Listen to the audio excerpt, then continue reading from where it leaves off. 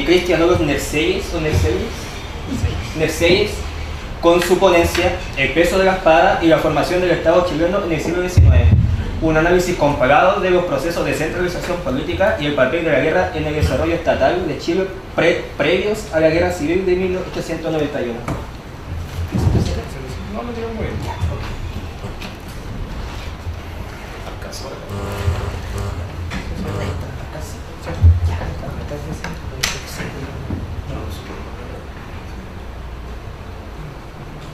¿Lo voy a poner acá igual? Yo creo. Es que no alcanza acá. Hola, buenas tardes ya. Gracias por la invitación a los chicos que la revisan Tremendo Coloquio.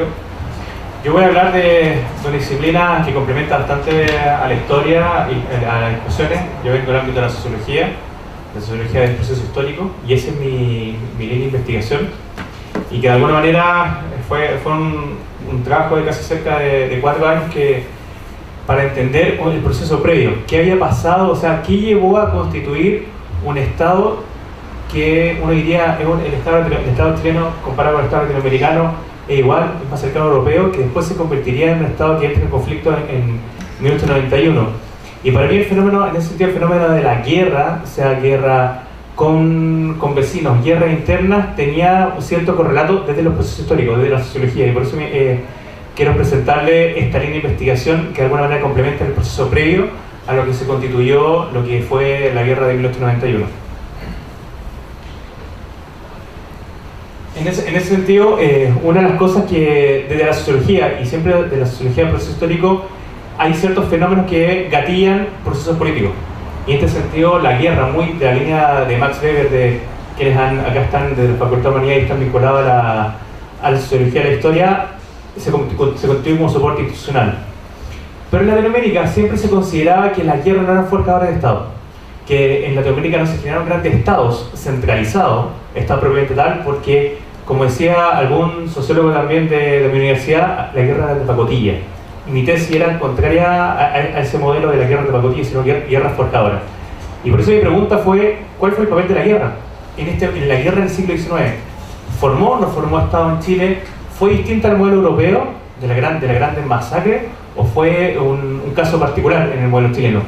Y la segunda pregunta fue, ¿el Estado chileno que llegó a 1891 y que entró en conflicto de distintos puntos de vista en distintas instituciones, fue un modelo particular o fue un modelo muy distinto al de Europa? Incluso como algunos sociólogos que hemos metido de los procesos históricos decían que el modelo Chile es Europa, o sea, el Chile como se constituyó era igual un reflejo al modelo europeo. Esa es un poco la idea que les quiero presentar.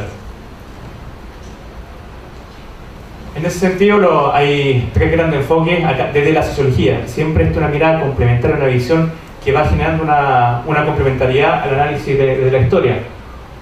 Hay tesis de cómo la guerra fue constituyendo Estado de la regresión clásica. Muchos han escuchado, yo creo que a Max Weber, de la monopolización de los medios de fuerza, como el aparato coercitivo, es un tema clave. Y hay un tema importante en la sociología clásica de Weber, el ejército profesional y la burocratización del Estado. Es un elemento fundamental para que la guerra vaya constituyendo Estado y el Estado pueda hacer la guerra.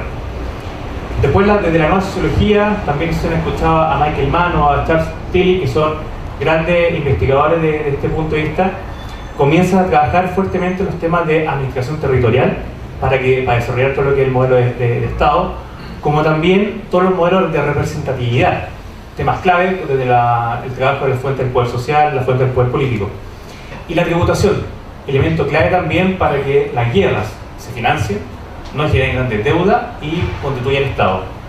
Y las tesis, cuando se investigaba sobre el Estado y la guerra en Latinoamérica, era bastante poca la investigación desde la sociología, porque se consideraba que en Latinoamérica, y Miguel Ángel Centeno era un gran investigador, un mexicano, que señalaba que las guerras no forjaron Estado en Chile, en Latinoamérica, y metía el caso chileno, pero no le da gran importancia.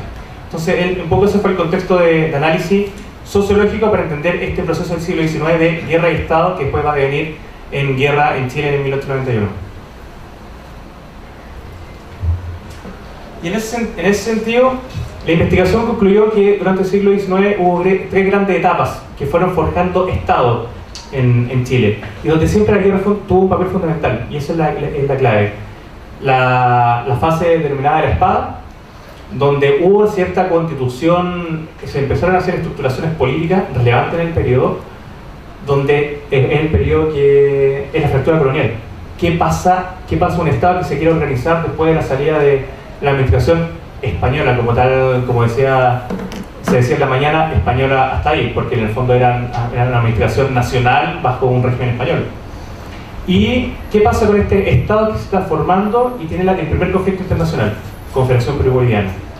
Después, una segunda fase, denominada la fase civil, cuando el Estado enfrenta sus dos grandes conflictos de guerra civiles, que en cierto modo diría esa guerra civil fracturaría el Estado. Acá hay una investigación generó interesante información de que la guerra de 1851 y la de 1859 fortalecieron el Estado en Chile, a diferencia de otro modelo latinoamericano. Y la tercera fase, previa a la guerra civil de 1891, la fase territorial, donde Chile genera los límites. Y ahí aparece el fenómeno del proceso de la pacificación de la Araucanía, que digamos que fue una guerra interna, pero que fue marcando los distintos límites, y también el conflicto de la guerra del Pacífico. La idea es mostrarle estas tres líneas que van a ir mostrando esta formación del Estado latinoamericano, el Estado chileno en un contexto latinoamericano.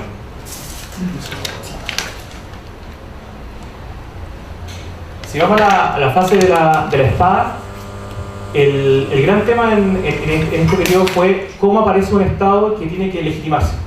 Un Estado que sale del conflicto, sale de la administración española y se enfrenta a la disipación del poder. Acá tenemos la clásica figura de los distintos caudillos en Concepción, en Santiago, algunos en el norte, pero principalmente la dicotomía Santiago-Concepción, donde el poder se distribuye en caudillos y no hay ninguna estructura política que la permita sostener. Entonces hay una crisis de legitimidad. Y aquí comienza una distinción muy chilena, que uno veía el modelo venezolano, los modelos de Brasil y los modelos argentinos. Acá se disipa el poder y se disipó el poder. Acá en el proceso histórico, sociológicamente hablando, comienzan a aparecer otros fenómenos. Que la clásica visión que desde el caos se genera orden. Y en Chile se puede generar que a partir de tanto ruido institucional hay un proceso de centralización política muy relevante, donde el poder militar se comienza a sustraer a la estructura política. Y hay un tema muy interesante, que los mismos fenómenos contractuales de lo que se hizo el Tratado de IRCAI de 1830 ya son elementos políticos que comienzan a legitimar este proceso centralizador. No me quiero centrar en la figura portaliana, que es muy tradicional, muy de la figura tradicional, sino que hay elementos políticos que comienzan a generar esta organización. Se fortalecen dominaciones legales, muy de la línea de la sociología de Weber. Y donde ahí tenemos un efecto centrípeto. Como la tesis sociológica es que se produce una cierta concentración de la administración política en este periodo, que permite los primeros esbozos de orden en un caos de desorden. Uno miraba lo que pasaba en Chile en la década del 30, en el siglo XIX, y miraba lo que estaba pasando en los restos de los países y era desorden absoluto. Acá había un principio ordenador. Y Chile, una de las tesis sociológicas es que para que construir el Estado también hay que empezar a administrar la economía y movilizar recursos. La guerra de la Confederación Perú-Boliviana aparece, o sea, gatilla procesos de racionalización burocrática, porque tienen que movilizar fuerza de las clases bajas, clases populares. ¿Sí? Aquí nos mantenemos con la extracción de recursos de desarrollo local. Hay un tema de movilización nacional, hay un espíritu de controlar el transporte marítimo, que habla de un Estado un poco más potente, más fortalecido, que quiere ir a la guerra, que es muy distinto a lo que hacer la guerra en la guerra del Pacífico. Y ahí comenzamos incluso los primeros controles de las finanzas públicas, no del todo desarrollada, pero hay un proceso de organización en esta primera fase. La idea es que yo voy bastante más allá de los textos, tratando de ir un poco más rápido en honor al tiempo, pero para que vayan entendiendo el proceso que estoy mostrando.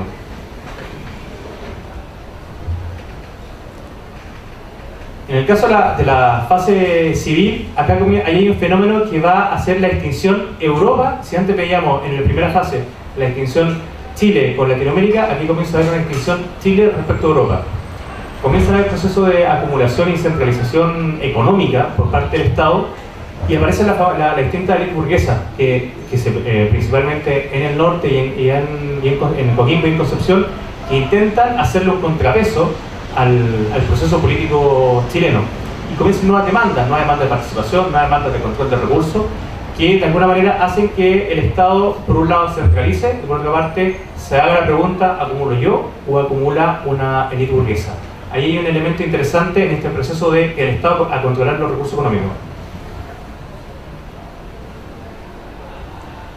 No obstante, acá hay dos fenómenos interesantes de guerras internas, de guerras civiles. En el caso de las dos guerras civiles del 51 y 59, terminan fortaleciendo el Estado. Cómo comienzan a controlar el desarrollo del cuerpo cívico, un ejército, una Guardia Nacional, no un ejército permanente que comienza el Estado a administrar y no a tener que controlar el modelo europeo de ejércitos los ejércitos que se contrataban vía recursos que se levantaban y se desmontaban de acuerdo a la guerra. Y comienzan a frenar el eto burgués que podía controlar la acumulación económica, que va a ser uno de gatilladores de que comienza a haber una rivalidad en paralelo de quién controla los recursos económicos. No obstante, en este periodo de guerras civiles, la guerra civil, en vez de generar deudas, comienzan a concentrar recursos por parte del Estado y constantemente a volver a fortalecerlo en la cúspide a mitad de siglo. Y por otra parte, si bien el Estado comienza a tratar de controlar el recurso económicamente, se sigue fortaleciendo la estructura burocrática. En un espacio, hay un dato interesante que cómo se duplicó en un espacio de 8 años la estructura burocrática de funcionarios. Si uno mira las tablas de cantidad de ministros, subsecretarios, intendentes, alcaldes, cómo cambiaron en 5 años, da cuenta de este control del Estado sobre un territorio crecientemente emergente. Comienzan a haber mecanismos de participación, censitarias, restringidas, como fue durante el siglo XIX, pero hay elementos que ni siquiera estaban en otro modelo latinoamericano, pero sí seguían un cierto patrón europeo. Y por otra parte, se va constituyendo una consolidación económica, anclada en procesos civiles dentro del Estado, pero sin absorberlos completamente, que va a ser uno de los grandes gatilladores de la crisis del 91. Y la tercera fase de esta investigación, que es una investigación bastante ardua, que después incluso se la puedo compartir, son casi 180 páginas, es la fase de la consolidación territorial. Llegar a este cenit del Estado, un Estado que se comienza a desacoplar de Latinoamérica y donde enfrenta dos grandes conflictos internacionales que llaman la atención lo que provocaron. Por un lado, se supera la guerra limitada. Chile, al entrar, esto es una de las grandes discusiones en la sociología de la guerra y los procesos históricos. Los sociólogos no pescan la guerra por España. Yo creo que los historiadores sí le dan un valor, pero los sociólogos no lo pescan. Consideran que es una guerra de pacotilla. Desde mi tesis sociológica yo me fui muy en la línea contraria, porque significó enfrentarse a una potencia. Enfrentar a una potencia significó generar inversión, gasto, movilizar una escuadra. De ahí yo creo que todos conocemos la famosa escuadra que enfrentaba a la escuadra española. Bueno, hay que ver todavía lo que queda acá de los efectos. Pero el sentirse amenazado por una potencia genera identidad, generó Estado, se endeudó hasta donde nunca se llegaron a esos niveles de deuda Chile, pero aprendió, porque una de las cosas que generaban la guerra interna y externa en Latinoamérica era que generaran grandes cantidades de deudas. Las deudas nacionales después de la guerra eran gigantes. Chile, después de la guerra con España, aprendió a controlar los recursos. De hecho, un ejemplo, a pesos desde la época, en un periodo de 1 año y medio, Chile gastó con España 150 millones de pesos. Y en la guerra contra Perú, contra la guerra del Pacífico, la inversión en gastos fue cerca de 180 millones de pesos. 150, 180, o sea, se considera el movilizar 26.000 hombres en la guerra del Pacífico, 180, y solamente administrar una escuadra, pagarle a buques mercantes armados, 150 millones. Ahí vemos que, pero ese problema de deuda, de controlar esa deuda, generó que Chile dijo, tenemos que aprender de esto para una futura guerra. De hecho, una de las cosas que apareció fueron cómo mejoran los procesos de impuestos, impositivos, muy al modelo europeo. Los desarrollos de impuestos en Latinoamérica no se desarrollaban, no tenían ningún nivel de desarrollo que en Chile. Y eso nos generaba un modelo muy cercano al modelo europeo. Por otra parte, un gran tema bastante polémico, que los historiadores, la sociología clásica y el modelo tradicional histórico habla de la pacificación de la Araucanía. Chile incorporó, aumentó sus límites, aumentó los territorios. Eso es muy propio del Estado. más allá del análisis crítico de lo que significaron la ocupación y la guerra en el sur. Pero el desarrollar límites, el de decir cuál es mi relación política con Argentina, con el territorio mapuche, desarrollar límites es muy propio de un Estado nacional al modelo europeo. Conectarlo, desarrollar ferrocarriles, invertir en infraestructura, era un tema bastante relevante, y eso es hacer, finalmente incorporar, desarrollar límites y nuevos espacios, habla muy de un Estado nacional potente. Y llegamos al cenit de la centralización, que fue el periodo del proceso de la Guerra del Pacífico, y es bastante un tema relevante, porque uno podría decir, una de las grandes tesis es que Chile se convirtió en la Prusia de Latinoamérica, lo han dicho muchos historiadores y muchos sociólogos del proceso histórico, pero ¿qué pasó después? Por eso viene después el tema de la fractura. Chile logró movilizar un ejército de 20.000 personas, de 26.000 soldados a la Guerra del Pacífico. El Estado hizo la guerra y la guerra hizo el Estado. Finalmente se articuló bajo esas dos dimensiones en este proceso. Y tuvo efectos sociales. De alguna manera había un efecto compartido esto de ir a la guerra después del fenómeno de la identidad de Prat, con todos sus bemoles, hacia una identidad, voy a pelear por cierta razón, desde las clases obreras, las clases populares que participaron en esta guerra. Ahí llegamos a la centralización. La pregunta es, ¿pero qué pasó ahí? ¿Fue un punto de inflexión del modelo chileno? ¿Existieron límites? Y eso fue en parte del desarrollo y conclusión del estudio. Acá aquí vamos a dar cuenta un poco de qué pasó con este Chile, que va a llevar a generar la fractura después política y que hace que Chile termine retrocediendo un buen periodo de años respecto al modelo. Se desacopla de América Latina, de Latinoamérica a Chile, pero no desarrolla los mecanismos de representación, que era un modelo muy europeo, de la participación desde la guerra del Estado. Chile se desacopla, pero no sigue el modelo europeo. No generó deuda la guerra del Pacífico, pero no generó una base impositiva a un modelo europeo inglés que permitía que después de la guerra se seguía, o sea, la deuda de la guerra del Pacífico se pagó con todos los recursos de Perú, con todos los recursos de la guerra, no con un proceso de tributación completa. Se burocratizó la hacienda pública, pero la élite y la burguesía que podía estar incorporada en el poder político quedó en paralelo, y que eso va a ser los grandes gallitos que van a tener las distintas participantes de la guerra civil. Un poder político cohesionado, pero por otra parte el poder económico no terminaron de controlarle, quedó en la élite burguesa, y la coerción y la acumulación quedó en el Estado, pero también había una élite burguesa potente que también controlaba los principales recursos.